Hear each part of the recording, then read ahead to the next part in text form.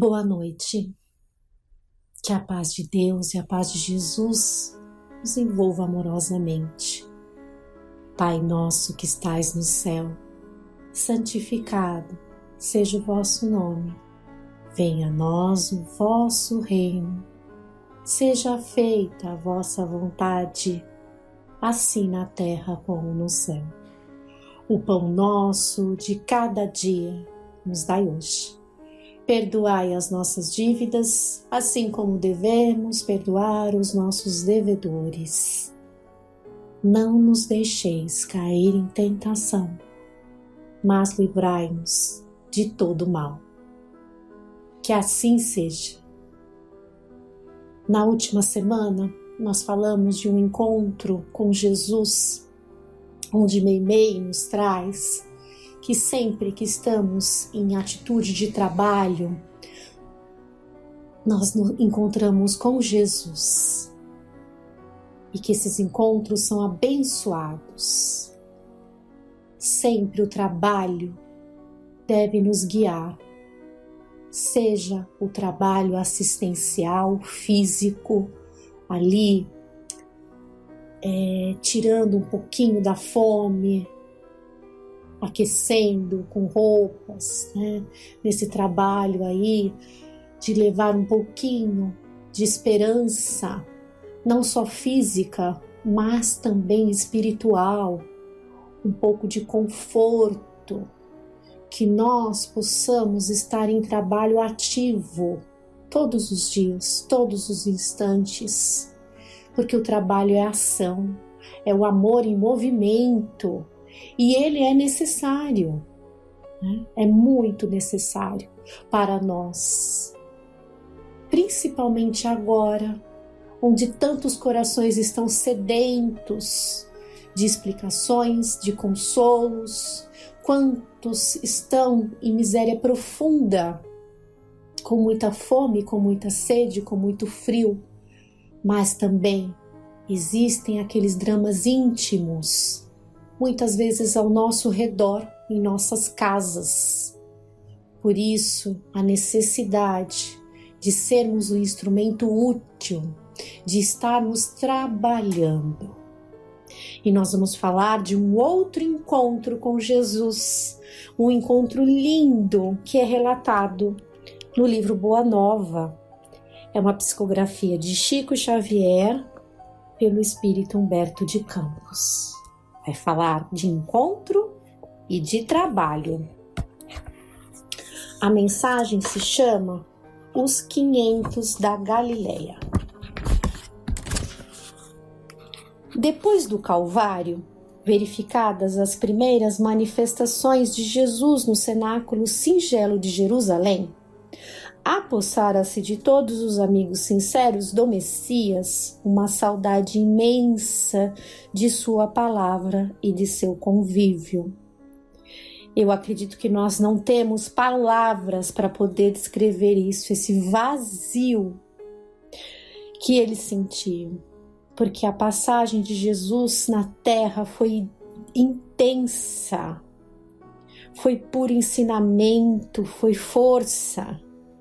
Então eles se sentiam ali vazios, órfãos, perdidos até, sem ter a presença física do Mestre. Jesus é o nosso governador espiritual, ele co-criou a terra.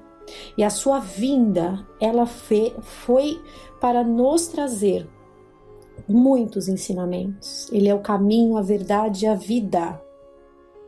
Então tudo foi um legado, é um legado de amor e paz, de muito amor, de muito trabalho. A maioria deles se apegava aos discípulos como querendo reter as últimas expressões de sua mensagem carinhosa e imortal. Então, aquelas pessoas que estavam ali mais próximas de Jesus tentavam encontrar um pouco aí, se preencher um pouco desse vazio, ficando próximo aos discípulos. O ambiente era um repositório vasto de adoráveis recordações. Os que eram agraciados com a visão do Mestre se sentiam transbordantes das mais puras alegrias. Os companheiros, inseparáveis e íntimos, se entretinham em longos comentários sobre suas reminiscências inapagáveis. Imagina o júbilo desses encontros, né? Para aqueles que ele se mostrou, né? Onde ele apareceu. E também a força dessas recordações, porque esses encontros durante os 3 anos foram muito intensos. Foi quando Simão Pedro e alguns outros salientaram a necessidade do regresso a Cafarnaum para os labores indispensáveis da vida, para o trabalho, né? O trabalho físico deles também, a vida tinha que retomar. Em breves dias, as velhas redes mergulhavam de novo no Tiberíades, por entre as cantigas rústicas dos pescadores. Cada onda mais larga e cada detalhe do serviço sugeriam recordações sempre vivas no tempo. Devia ser quadros muito vivos, né? Quando você vivencia algo, é como se você estivesse novamente, ao se recordar, naquela cena. Muito marcante, não? As refeições ao ar livre lembravam o contentamento de Jesus ao partir o pão. O trabalho, quando mais intenso, como que avivava sua recordação de bom ânimo. A noite silenciosa reclamava sua bênção amiga. Embebidos na poesia da natureza, os apóstolos organizavam os mais elevados projetos com relação ao futuro do Evangelho. A residência modesta de Cefas, Pedro, obedecendo às tradições dos primitivos ensinamentos, continuava a ser o parlamento amistoso, onde cada um expunha os seus princípios e as suas confidências mais recônditas. No entanto, ao pé do monte, onde o Cristo se fizera ouvir algumas vezes, exalçando as belezas do reino de Deus e de sua justiça, reuniam-se invariavelmente todos os antigos seguidores mais fiéis, que se haviam habituado ao doce alimento de sua palavra inesquecível. Os discípulos não eram estranhos a essas rememorações carinhosas e, ao cair da tarde, acompanhavam a pequena corrente popular pela via das recordações afetuosas.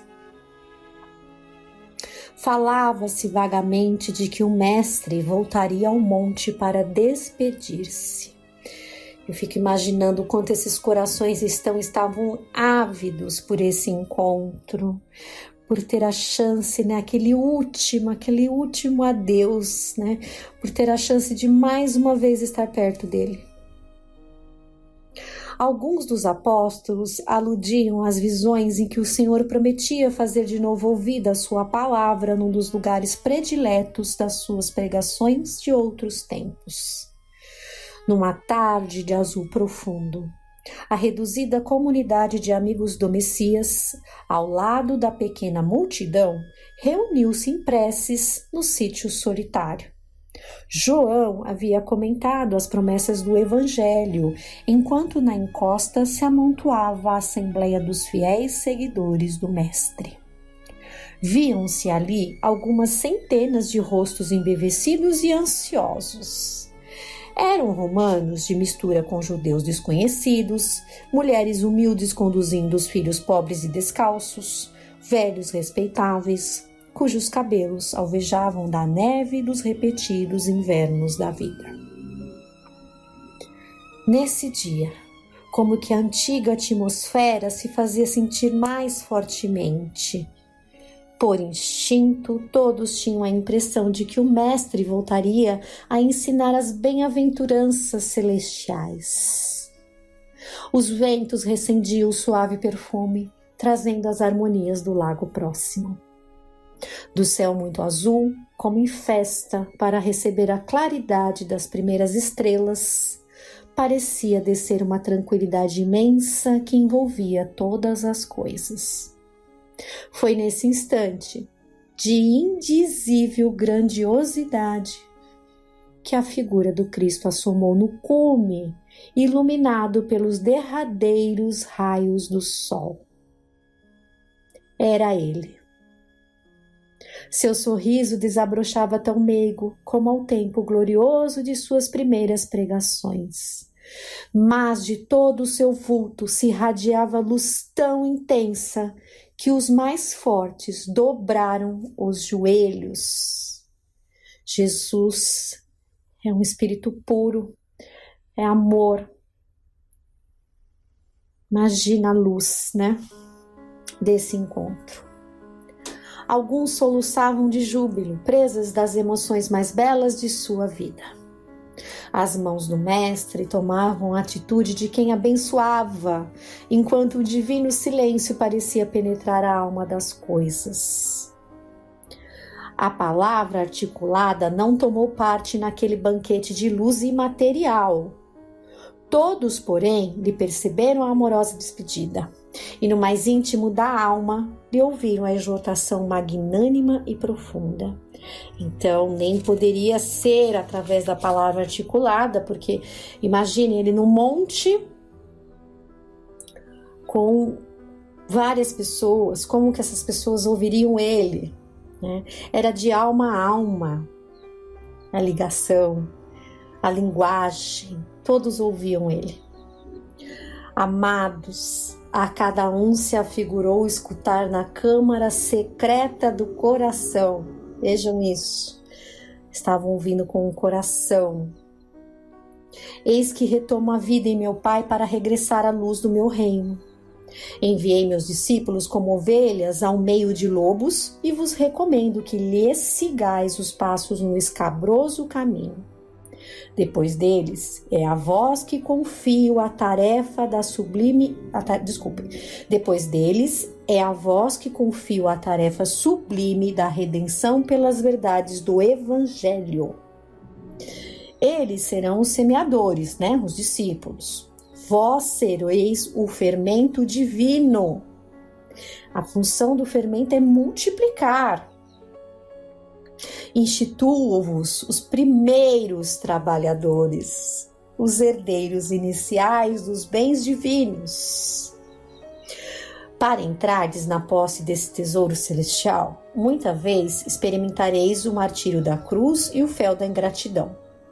Em conflito permanente com o mundo, estareis na terra, fora de suas leis implacáveis e egoísticas, até que as bases do meu reino de concórdia e justiça se estabeleçam no espírito das criaturas. Negai-vos a vós mesmos, como neguei a minha própria vontade na execução dos desígnios de Deus, e tomai a vossa cruz para seguir-me. Então, exigiria renúncia, exigiria coragem. Não haveria facilidades, mas ele prometeu estar ali, firme, junto deles. Vamos ver o que Humberto de Campos nos traz na sequência, onde reafirma isso. Séculos de luta vos esperam na estrada universal. É preciso imunizar o coração contra todos os enganos da vida transitória, sobre a soberana grandeza da vida imortal. Vossas sendas estarão repletas de fantasmas de aniquilamento, de destruição e de visões de morte. O mundo inteiro se levantará contra vós, em obediência espontânea às forças tenebrosas do mal, que ainda lhe dominam as fronteiras. Sereis escarnecidos e aparentemente desamparados.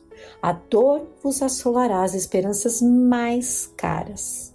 Andareis esquecidos na terra, em supremo abandono do coração. Não participareis do venenoso banquete das posses materiais. Sofrereis a perseguição e o terror. Tereis o coração coberto de cicatrizes e de ultrajes. A chaga é o vosso sinal. A coroa de espinhos, o vosso símbolo. A cruz, o recurso ditoso da redenção. Vossa voz será do deserto, provocando muitas vezes o escárnio e a negação da parte dos que dominam na carne perecível. Porém, no desenrolar das batalhas, sem sangue, do coração, quando todos os horizontes estiverem abafados pelas sombras da crueldade, Dar-vos-ei da minha paz, que representa a água viva. A água é um símbolo tão puro também, né? Ela nos sacia. Jesus, através do seu amor, do seu legado, ele sacia a nossa sede, né? Ele sacia a nossa alma, nos alimenta, nos mantém firmes. Na existência ou na morte do corpo, estarei unidos ao meu reino. O mundo vos cobrirá de golpes terríveis e destruidores, mas de cada uma de vossas feridas retirarei o trigo luminoso para os celeiros infinitos da graça, destinados ao sustento das mais ínfimas criaturas. Até que meu reino se estabeleça na terra, não conhecereis o amor no mundo. Eu, no entanto, encherei a vossa solidão com a minha assistência incessante. Gozarei em vós como gozareis em mim o júbilo celeste da execução fiel dos desígnios de Deus. Quando tombardes sob as arremetidas dos homens ainda pobres e infelizes, eu vos levantarei no silêncio do caminho, com as minhas mãos dedicadas ao vosso bem. Sereis a união onde houver separatividade, sacrifício onde existir o falso gozo, claridade onde campearem as trevas, porto amigo, edificado na rocha da fé viva, onde pairarem as sombras da desorientação. Sereis meu refúgio nas igrejas mais estranhas da terra, minha esperança entre as loucuras humanas, minha verdade onde se perturbe a ciência incompleta do mundo. Seria aquele trabalho de formiguinha, né? Aquele trabalho silencioso, mas constante, diário. Amados, eis que também vos envio como ovelhas aos caminhos obscuros e ásperos. Entretanto, nada temais. Sede fiéis ao meu coração, como vos sou fiel, e o bom ânimo representará a vossa estrela. Ide ao mundo, onde teremos de vencer o mal. Aperfeiçoemos a nossa escola milenária, para que aí seja interpretada e posta em prática a lei do amor de nosso Pai, em obediência feliz à sua vontade augusta. Sagrada emoção senhoreara-se das almas em êxtase de ventura. Foi então que observaram o Mestre, rodeado de luz, como a elevar-se ao céu, em demanda de sua gloriosa esfera do infinito. Os primeiros astros da noite brilhavam no alto como flores radiosas do paraíso. No Monte Galileu, 5 centenas de corações palpitavam, arrebatados por intraduzível júbilo. Eram os 500, né? Velhos trêmulos e encarquilhados desceram a encosta, unidos uns aos outros, como solidários para sempre, no mesmo trabalho de grandeza imperecível. Anciãs de passo vacilante, coroadas pela neve das experiências da vida, abraçavam-se às filhas e netas, jovens e ditosas, tomadas de indefinível embriaguez da alma. Romanos e judeus, ricos e pobres, confraternizavam felizes, adivinhando a necessidade de cooperação na tarefa santa. Os antigos discípulos, cercando a figura de Simão Pedro, choravam de contentamento e esperança. Vejam que público mais eclético, né? Mais misturado. Eram jovens, eram velhos, ricos, pobres, homens, mulheres. Por isso que sempre há tempo de trabalhar. Não podemos dizer, eu não tenho mais tempo, eu estou cansado, eu estou velho, ou alegar que somos jovens demais, que somos frágeis, que não podemos. Sempre há tempo, o trabalho está aí para trabalhadores. Naquela noite de imperecível recordação, foi confiado aos 500 da Galileia o serviço glorioso da evangelização das coletividades terrestres, sob a inspiração de Jesus Cristo. Mal sabiam eles, na sua mísera condição humana, que a palavra do Mestre alcançaria os séculos do porvir. E assim foi, né? E foi assim que, representando o fermento renovador do mundo, eles reencarnaram em todos os tempos, nos mais diversos climas religiosos e políticos do planeta, ensinando a verdade e abrindo novos caminhos de luz por meio dos bastidores eternos do tempo. Foram eles os primeiros a transmitir a sagrada vibração de coragem e confiança aos que tombaram nos campos do martírio, semeando a fé no coração pervertido das criaturas. Nos circos da vaidade humana, nas fogueiras e nos suplícios, ensinaram a lição de Jesus com resignado heroísmo. Nas artes e nas ciências, plantaram concepções novas de desprendimento do mundo e de belezas do céu, e no seio das mais variadas religiões da terra, continuam revelando o desejo do Cristo, que é de união e de amor, de fraternidade e concórdia. Na qualidade de discípulos sinceros e bem-amados, desceram aos abismos mais tenebrosos, redimindo o mal com os seus sacrifícios purificadores, convertendo com as luzes do Evangelho a corrente da redenção os espíritos mais empedernidos. Abandonados e desprotegidos da terra, eles passam, edificando no silêncio as magnificências do reino de Deus, nos países dos corações, e multiplicando as notas de seu cântico de glória por entre os que se constituem instrumentos sinceros do bem, com Jesus Cristo, formam a caravana sublime que nunca se dissolverá. Portanto, vamos ao trabalho, à ação, à multiplicação. Que Jesus, nosso Mestre amado, nos abençoe.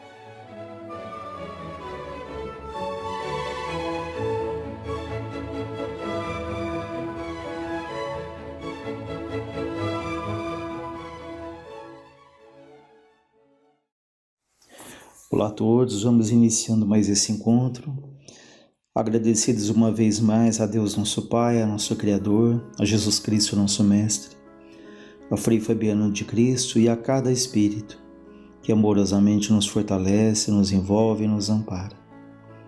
Que luz se faça em todos os lares, que luz se faça no nosso lar, que luz se faça dentro de cada um de nós.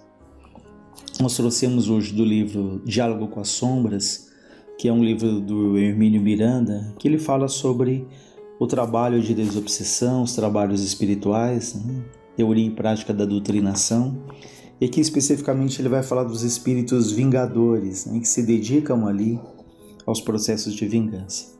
E ele nos diz: vingar-se é ir à forra, é punir alguém por aquilo que fez ao vingador. Por isso a vingança é uma palavra-chave nos trabalhos de desobsessão e de esclarecimento. Aquele que se dedica a essas tarefas precisa estudá-la a fundo, suas origens, suas motivações, seus mecanismos e as soluções que lhe estão abertas. É preciso entender o vingador e aceitá-lo como ele se apresenta, se é que pretendemos ajudá-lo, pois ele é, antes de tudo, um prisioneiro de si mesmo através da sua cólera e da sua frustração. Sua maior ilusão é de que a vingança aplaca o ódio, quando na realidade o alimenta e o mantém vivo. Sua lógica é ao mesmo tempo fria e apaixonada, calculada e impulsiva, paciente e violenta, e sempre implacável. Envolvido no seu processo, ele nem sequer admite o perdão, e é capaz de perseguir sua vítima através de séculos e séculos, ao longo de muitas vidas, tanto aqui na carne como no mundo espiritual. Então vejam que para um trabalho de desobsessão, para ajudar um espírito desse que traz esse sentimento tão latente ali da vingança, ele diz inicialmente que precisamos entendê-lo, compreendê-lo como ele se encontra naquele momento.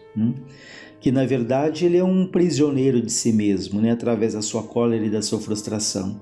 É curioso esse ponto porque nós tendemos a achar que quanto mais nós temos raiva de alguém, quanto mais nós odiamos, mais aquilo de alguma maneira aplaca ali essa raiva, aplaca esse ódio, mas na realidade a gente não percebe que nós nos prendemos cada vez mais ao outro. Simbolicamente falando, é como se estivéssemos presos ali a alguém por um fio. Quanto mais nós odiamos aquela pessoa, pensamos ali no conflito, desejamos o mal a ela, mais aquele fio vai ganhando consistência, né? Mais ele vai ficando rígido, até o ponto ali em que ele vai se tornando um verdadeiro cabo, tamanha a ligação que nos encontramos com aquela pessoa a quem destinamos ali a nossa raiva, o nosso rancor.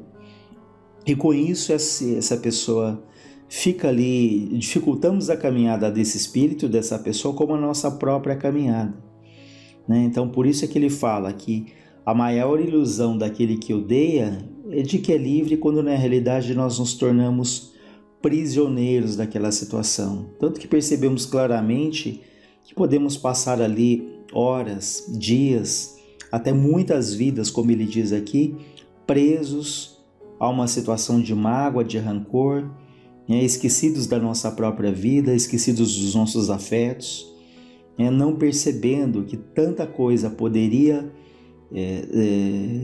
fazer parte ali da nossa vida, mesmo com as dores, com as decepções, mas é tamanha ligação com esse sentimento de mágoa que não há espaço, não há nenhuma brecha para que a paz, para que momentos de alegria estejam presentes ali na nossa vida, né?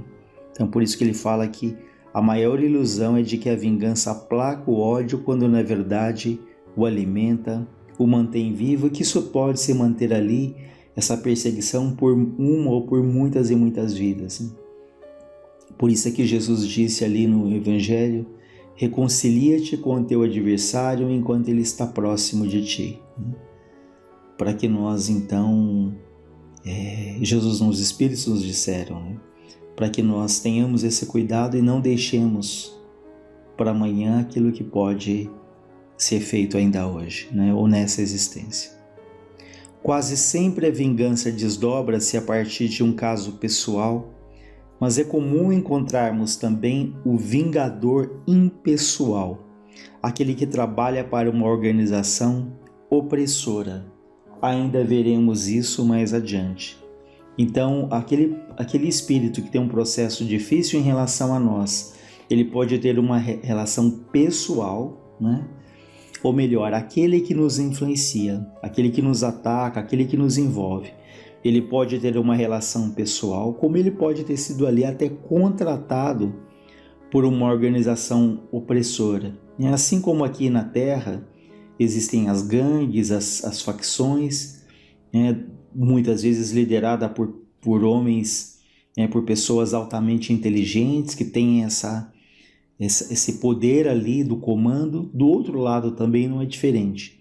Há gangues, há facções que eles podem aliciar espíritos para executar determinados tipos de trabalhos, inclusive essas perseguições a que o livro se refere, né? Ele diz ainda: o observador observa, planeja, espera a ocasião oportuna e o momento favorável. Não se precipita, mas não esquece. Sempre que pode, interfere, ainda que seja somente para espetar uma agulha em sua vítima indefesa. Casos tremendos e persistentes de obsessão vingativa resultam de amores frustrados, traídos ou indiferentes. Vejam, casos tremendos e persistentes de obsessão vingativa resultam de amores frustrados, traídos ou indiferentes. Paixões irrealizadas ou alvitadas despertam os mais profundos sentimentos de revolta. Então aqui deixa claro o quanto as traições, as frustrações amorosas, né, elas provocam tantas mágoas. E a gente podemos passar por situações em que mal conhecemos alguém, dizemos que aquela pessoa é a nossa alma, a dita alma gêmea, que a gente sabe que ninguém foi criado para ninguém, né? Nenhum espírito foi criado exclusivamente para o outro, mas enfim, dizemos que aquela pessoa é uma pessoa que não sei como eu não te encontrei antes, você é uma pessoa perfeita, não sei como você não foi feliz até agora, enfim, sem ter ali uma afetividade construída, talvez até no intuito de simplesmente conquistar a outra pessoa, agradá-la, trazê-la para junto de nós, nós podemos iludir alguém, né? Conquistamos, para pouco tempo depois já descartarmos a pessoa, né? como ele diz, seja pela traição, seja pela indiferença, porque às vezes a indiferença ela machuca, ela dói mais do que uma própria traição, né? Então nós temos que tomar muito cuidado ali com os sentimentos do outro e com aquilo que nós prometemos, com as expectativas que nós criamos. É claro que há tantos rompimentos ali ao longo da vida, mas isso não pode ser ali uma coisa premeditada, não pode ser uma coisa intencional, né? Nós não podemos prometer a ninguém ali algo que naquele momento nós não estamos sentindo. Ele fala que muitos casos de obsessão provêm então desses amores frustrados, traídos ou diferentes. E outras vezes, ele diz, são crimes horrendos como assassinatos, espoliações, desonras, difamações, iniquidades, né, injustiças de toda parte. Então, tem aquele ditado que fala que morto animal, morto veneno, mas do ponto de vista espiritual não funciona assim, né? A gente pode ali cometer uma série de injustiças aqui na Terra, crimes, assassinatos, né? Mas talvez ninguém aqui descubra, ninguém saiba, né? Mas isso pode se manter ali, além dessa vida. Aqueles que sofreram as consequências podem, como muitas vezes acontece, a gente não perdoarem e podem nos perseguir, assim como nós podemos perseguir, né? Sejam encarnados, sejam vivos, ou podemos, do outro lado, quando não estivermos aqui na Terra, continuarmos essa perseguição. O vingador é aquele que tomou em suas mãos os instrumentos da justiça divina. Ele não confia nela, ele ignora essa justiça divina ou não tem paciência de esperar por ela. Não sabe ainda que o resgate virá fatalmente. Então o vingador ele não confia na justiça de Deus, né? Ele toma nas suas mãos, esquecidos de que esse processo de reajuste ele vem naturalmente na própria vida, sem que haja necessidade de que nós tenhamos que assumir a justiça ali nas próprias mãos. Até porque hoje nós temos esse conhecimento claro, né, de que quantas situações nós passamos, quantos sofrimentos nós passamos porque foram criações nossas, né? Que há ali, por mais difíceis que eles sejam, há ali um aprendizado e que Deus não permitiria situações tão difíceis, tão dolorosas na nossa existência, se não houvesse ali uma razão para isso. O que não justifica em hipótese alguma o erro do outro, né? Aí nós lembramos daquela frase: o escândalo é necessário, mas ai daquele que for o causador. Então há sofrimentos, há lutas, há dificuldades, há empecilhos que eles são necessários, mas ninguém ali tem o direito de ser o agente, o causador daquele sofrimento em nós, né? Então não tomemos a justiça das nossas mãos, lembremos que Deus é justo, que Deus é perfeito, né? Que tudo ali vem a seu tempo, com a sua necessidade. Ainda que uma situação nos machuque profundamente, peçamos muito, mas muito a Deus que nos dê ali a paciência, que nos ajude ali a perdoar, para que nós não incorramos no mesmo erro do outro. Se o outro nos magoou tanto, se o outro fez alguma coisa que julgamos que atrapalhou tanto a nossa vida, se desejamos o mesmo, ou pior, se fazemos o mesmo, o que nos diferencia dele, né? Absolutamente nada. Então, tomemos muito cuidado, né, com os nossos sentimentos de ódio, de revolta. Ele diz ainda: todo aquele que fere com a espada há de ser diferido por ela, segundo nos advertiu Cristo. É certo, porém, que chegado o momento do resgate, a lei não exige que alguém, seja quem for, tenha que empunhar a espada para ferir o irmão devedor. Pode-se dar muito bem que ele se fira acidentalmente, caindo sobre um instrumento, por exemplo, ou morrendo numa intervenção cirúrgica, que em princípio era destinada a preservar-lhe a vida e, portanto, sem nenhuma intenção de cortar o fio que mantém unidos o corpo físico e o perispírito. Então, se eu tirei ali a vida de alguém, como ele diz aqui, através de uma espada, não necessariamente eu vou, nessa existência, morrer através né, de uma morte exatamente semelhante, sendo ferido ali por alguém. Como ele falou, pode ser que eu ali desencarne e morra numa cirurgia inicialmente destinada a preservar ali a minha vida. Ou seja, a vida, Deus tem ali os mecanismos de reajuste sem que nós tenhamos que ser esses agentes desejando ou fazendo mal ali a qualquer pessoa. Ele diz ainda: o vingador,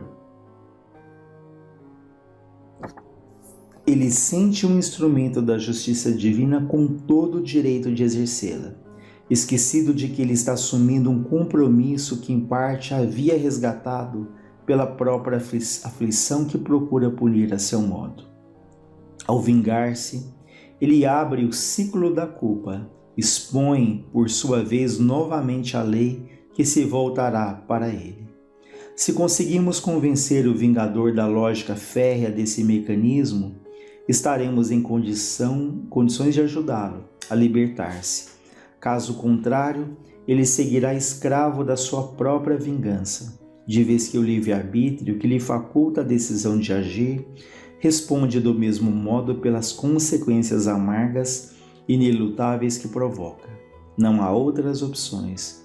Ou ele perdoa e segue à frente, ou insiste em cobrar e demorar-se nas sombras do sofrimento.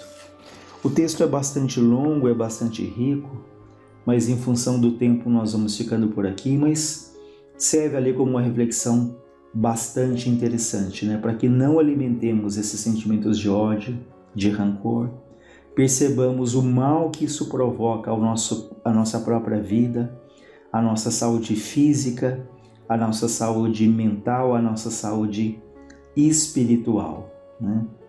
Então tomemos ali muito cuidado e pedindo a Deus que nos ajude para que nós possamos aprender, como diz no Pai Nosso, a perdoar aqueles que nos ofendem, tendo a certeza de que seremos ali os maiores beneficiados, e que muitas vezes, como diz aqui, esses sofrimentos podem ser bem compreendidos, né? Se conseguimos perdoar, eles são ali resgates, porque se continuamos ali alimentando esse ciclo do ódio, quando vai terminar essas situações dolorosas, né?